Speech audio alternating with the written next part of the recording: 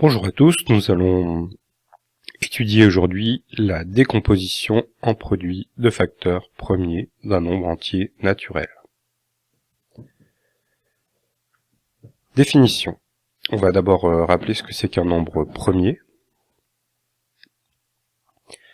Si on a un entier naturel qu'on appelle P supérieur ou égal à 2, nous dirons que c'est un nombre premier si ses seuls diviseurs sont 1 et lui-même.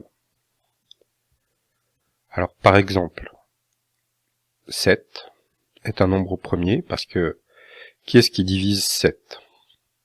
Quels sont les diviseurs de 7 ? Eh bien, 1 divise 7, 7 fois 1 ça fait 7. 7 divise 7, 7 fois 1 ça fait 7.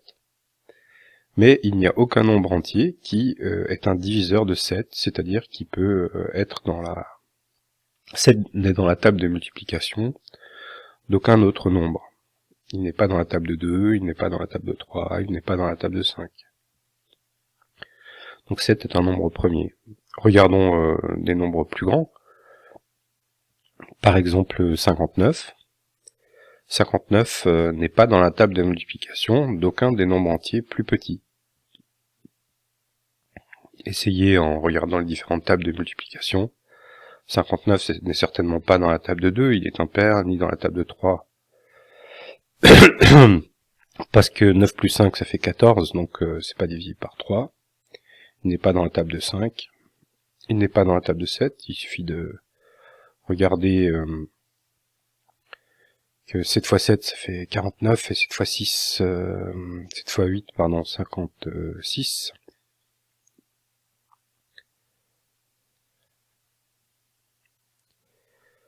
Donc 59 n'est pas dans la table de 7, ni dans la table de 11, ni dans la table de 13. Vérifiez tout ça. Alors des nombres premiers, je vous en écris ici une liste de 25, les 25 plus petits nombres premiers. En général, vous connaissez ceux jusqu'à 20, donc 2, 3, 5, 7, 11, 13, 17, 19, 23, 29, 31, 37, tout ça c'est des nombres premiers. Donc j'ai écrit les nombres premiers qui sont plus petits que 100. Mais bien sûr, il pourrait y en avoir d'autres, et il y en a d'autres, puisqu'on peut démontrer, on ne le fera pas, c'est un peu difficile, mais c'est possible de le démontrer, qu'il existe une infinité de nombres premiers, donc des nombres premiers aussi grands qu'on veut.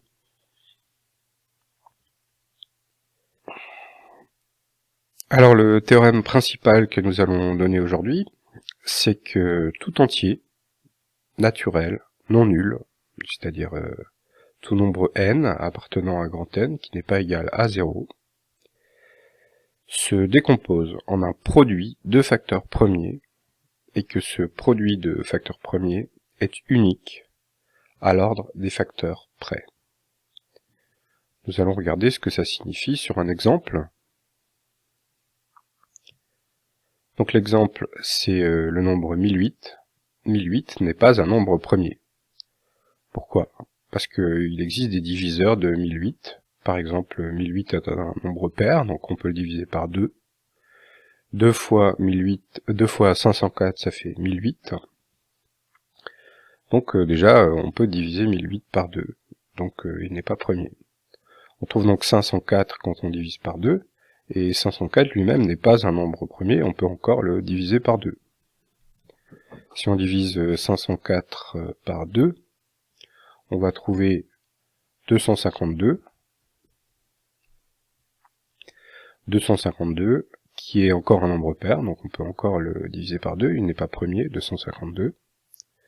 Et quand on divise 252 par 2, ça nous fait 126. 126, lui, est encore un nombre pair, donc on peut le diviser par 2. Ça nous donne 63. 63, pardon, j'ai divisé par 2 ici. Donc 63.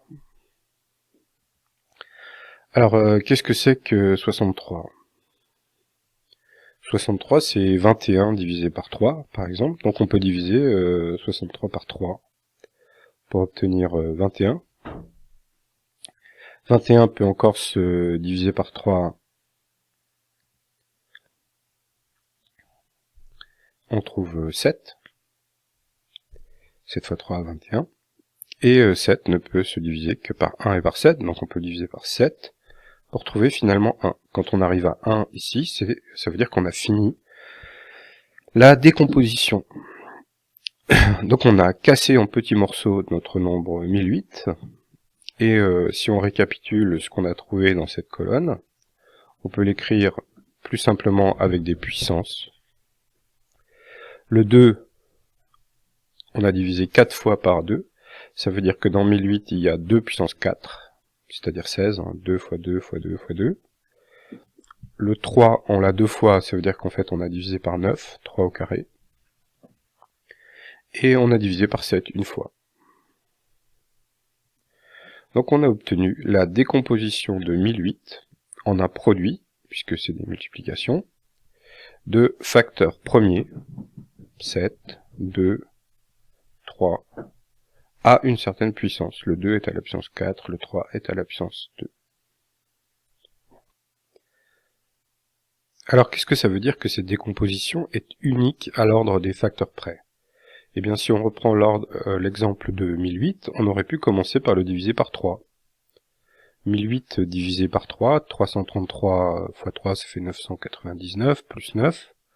Donc on a 336 fois 3 qui donne 1008. Là on peut encore diviser par 3, ce qui nous fait 111 fois 3, ça nous fait 333, donc 112 fois 3, ça nous fait 336. Ici, 112 ne peut pas être divisé par 3, mais par exemple on peut le diviser par 2, ce qui va nous donner 56.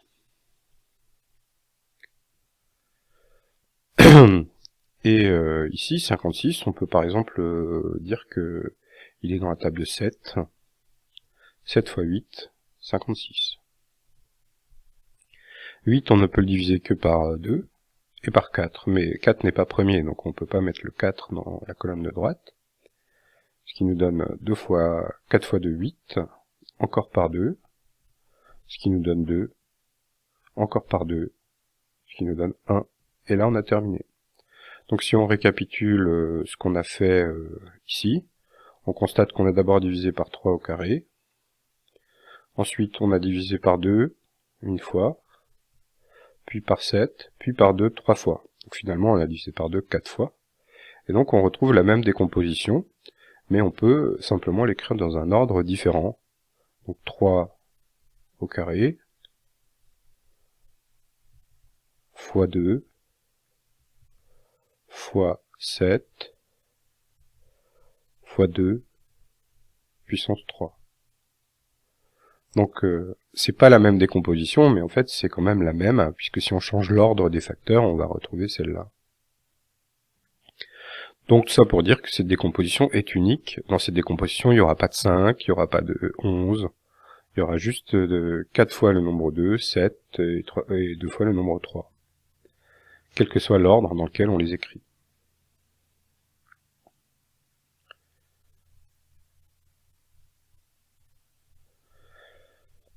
Voilà donc pour ce qu'il faut savoir sur la décomposition en produit de facteurs premiers, et on va maintenant regarder à quoi cette décomposition peut bien servir. Alors la première technique, c'est que la décomposition de facteurs premiers est utile, elle n'est pas indispensable, mais elle est utile pour simplifier des fractions qui sont assez grandes, où il y a des grands nombres. Alors par exemple, regardons la première fraction ici dans la méthode 1, 300 divisé par 63. Au lieu d'essayer de simplifier cette fraction par tâtonnement, en essayant des nombres, on va décomposer 300 et 63 en produits de facteurs premiers. Alors ça c'est fait dans l'exercice 1. Je vous laisse regarder vous-même les décompositions de l'exercice 1. On peut remplacer 300 par sa décomposition, qui est 3 fois 2 au carré fois 5 au carré. Quand vous calculez ça, vous trouvez bien 300. Et on remplace 63 par sa décomposition, qui est 7 fois 3 au carré. 7 fois 9. Une fois qu'on a décomposé les deux nombres, on va pouvoir simplifier directement en haut et en bas par tous les nombres qu'il y a en commun. Donc par exemple, on voit qu'en bas, il n'y a pas de 2. Ça veut dire qu'en haut, on retrouvera 2 au carré. On n'a pas de simplification par 2. On voit que en haut, il n'y a pas de 7, donc en bas, on retrouvera un 7. Par contre, en bas, il n'y a pas de 5 non plus, donc on retrouvera 5 au carré en haut. Et il nous reste les 3 qui sont en commun en haut et en bas. Donc on voit que la seule possibilité de simplification, c'est une simplification par 3. Si on simplifie par 3 en haut et en bas, il nous restera juste un 3 en bas, et pas du tout de 3 en haut. Et on voit maintenant que cette fraction est irréductible parce qu'il n'y a plus aucun facteur premier en commun, donc plus aucun facteur commun tout court. Il ne reste plus qu'à calculer donc la fraction 100 sur 21. 3 fois 7 ça fait 21, et 2 au carré fois 5 au carré ça fait 100. Et nous sommes certains que cette fraction est irréductible parce qu'il n'y a aucun facteur premier en commun. Donc l'avantage d'utiliser cette méthode, c'est que ça nous permet de simplifier en une seule fois la fraction, et d'être sûr d'avoir une fraction irréductible. La deuxième méthode, c'est que la décomposition en produit de facteurs premiers est utile pour simplifier des racines carrées. On va l'utiliser pour simplifier la racine carrée de 300, c'est-à-dire qu'on va remplacer la racine carrée de 300 par la décomposition en facteurs premiers de 300, qui est 3 fois 2 au carré fois 5 au carré. Et une fois qu'on a ça, on peut extraire directement les carrés qui sont à l'intérieur de la racine carrée. Donc ici on a un 2 au carré, ça veut dire qu'on va pouvoir sortir 2 au carré devant, et on aura seulement 2, puisque la racine carrée va faire disparaître le carré.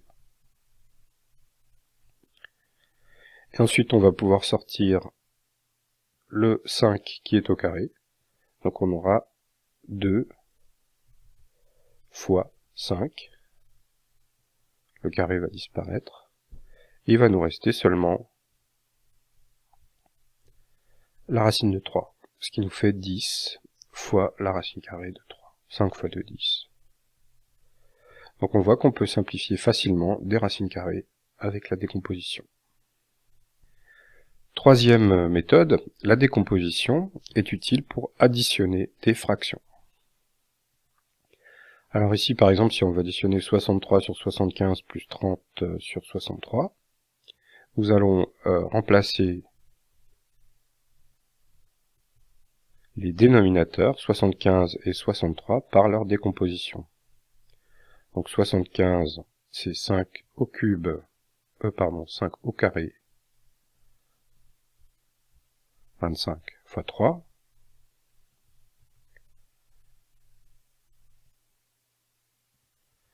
Et 63, c'est 7 fois 3 au carré.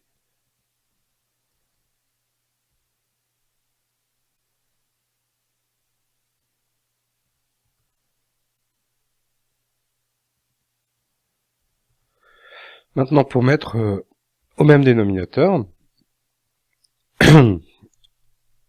c'est facile à faire avec la décomposition, puisqu'on va juste compléter par ce qui manque. Ici, on a un 3 au carré, ça veut dire qu'ici, il nous manque un carré.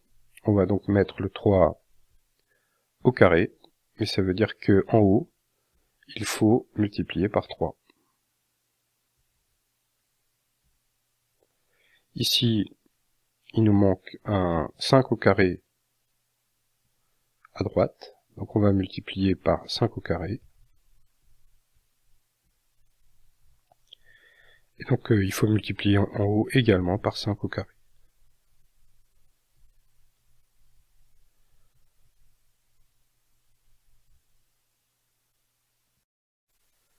Alors il nous reste encore dans la première fraction un 7 qui nous manque, qui est dans la deuxième au dénominateur. Donc on va multiplier par 7 au dénominateur dans la fraction du bas. En bas et en haut.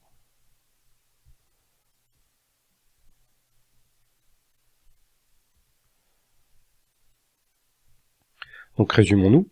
On avait un 3 qui manquait ici, on l'a mis, en multipliant par 3 en haut et en bas. On avait un 7 qui manquait en bas dans la première fraction, on l'a mis en haut et en bas. Et dans la deuxième fraction, il nous manquait un 5 au carré qu'on a mis en haut et en bas. Finalement, on a maintenant le même dénominateur. Alors les facteurs ne sont pas dans le même ordre, mais c'est le même nombre. Par commutativité de la multiplication, on peut donc maintenant additionner ces nombres qui sont au même dénominateur, donc calculer 63 fois 3 fois 7, donc 63 fois 21,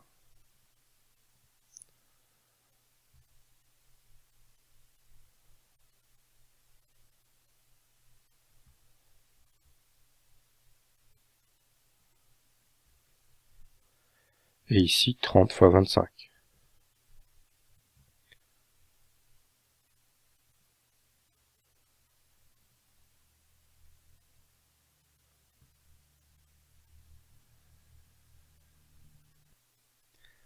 Ce qui nous donne 63 fois 21, 1323, et 30 fois 25, 750. On a le même dénominateur, donc on peut mettre plus 750 sur la même fraction que la première. Et on a donc maintenant plus qu'à additionner 1323 plus 750, ce qui nous donne 2073.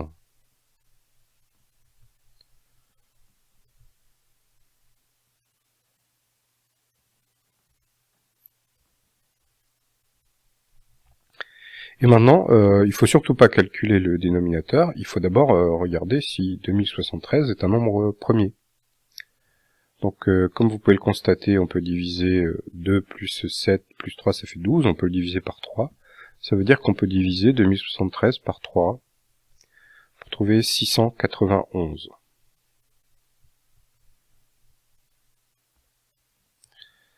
Donc ici on a 3 fois 691. Qu'est-ce qu'on peut faire avec ce 691 ?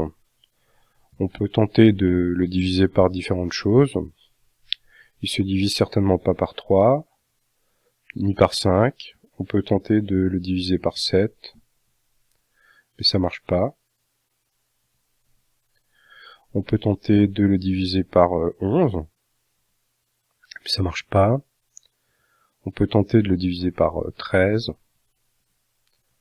mais ça marche pas. On peut tenter de le diviser par 17, mais ça marche pas non plus. Donc on va abandonner. On va encore tenter de le diviser par 19, mais ça marche pas. On peut encore tenter de le diviser par 23, mais ça marche pas. On peut encore tenter de le diviser par 20... Regardons notre liste. On a tenté cela. On peut tenter de le diviser par 29.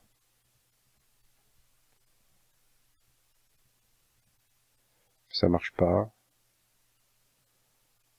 Et une fois qu'on a tenté de le diviser par 29, on voit que le quotient est plus petit. Le quotient qui vaut 23 est plus petit que ce par quoi on a tenté de diviser, donc c'est pas la peine d'essayer de nombres plus grands. On n'obtiendra pas 691. Donc, maintenant on peut simplifier par 3 en haut et en bas.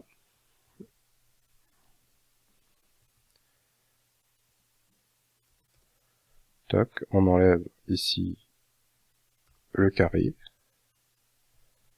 Et finalement, on va pouvoir calculer notre fraction en calculant le dénominateur, 25 fois 21, 525.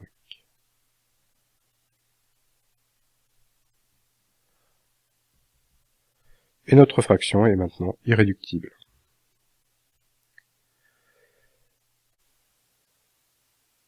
Alors faisons encore un autre exemple d'addition de fractions. 14 sur 15 plus 30 sur 9.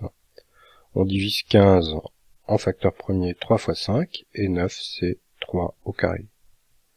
On voit que dans la première fraction, il nous manque un 3, et dans la deuxième fraction, il nous manque un 5. Donc on multiplie par 3 en haut et en bas dans la première, et par 5 en haut et en bas dans la deuxième, et on a maintenant le même dénominateur, 3 au carré fois 5. On calcule les numérateurs, on les additionne, 192 sur 3 au carré fois 5. Surtout, on ne calcule pas le dénominateur, on vérifie d'abord que 192 peut se diviser par 3, ça fait 64 fois 3. On simplifie par 3, ce qui nous fait 64 sur 3 fois 5. Et maintenant qu'on est assuré que on n'a pas de facteur commun, puisque 64 se décompose uniquement comme 2 à la puissance 6, 2 à la puissance 6, ça nous fait bien 64.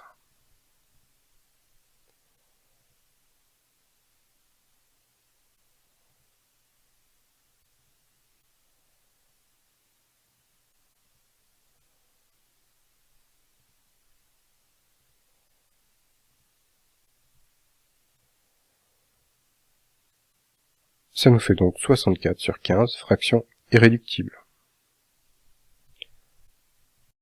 Je vous laisse regarder les autres calculs qui fonctionnent pareil. La décomposition en produit de facteurs premiers peut aussi servir à faire des exercices un peu plus théoriques. Par exemple, le premier, démontrer qu'un nombre entier naturel non nul est un carré parfait. Alors un carré parfait, ça veut dire que c'est le carré exact d'un nombre entier naturel, comme 25 est un carré parfait, 49 est un carré parfait, 64 est un carré parfait. Si et seulement si chaque facteur premier apparaît à une puissance paire dans sa décomposition en produit de facteurs premiers. Je vous laisse réfléchir à ça. Quelle est la condition pour qu'un nombre soit un carré parfait quand on regarde sa décomposition en produit de facteurs premiers? Deuxième exercice, donner une condition nécessaire et suffisante pour qu'un entier naturel non nul soit un cube parfait, c'est-à-dire le cube d'un nombre entier, la puissance 3 d'un nombre entier. Voilà pour ces petits exercices théoriques auxquels vous pouvez réfléchir et pour cette décomposition en produits de facteurs premiers.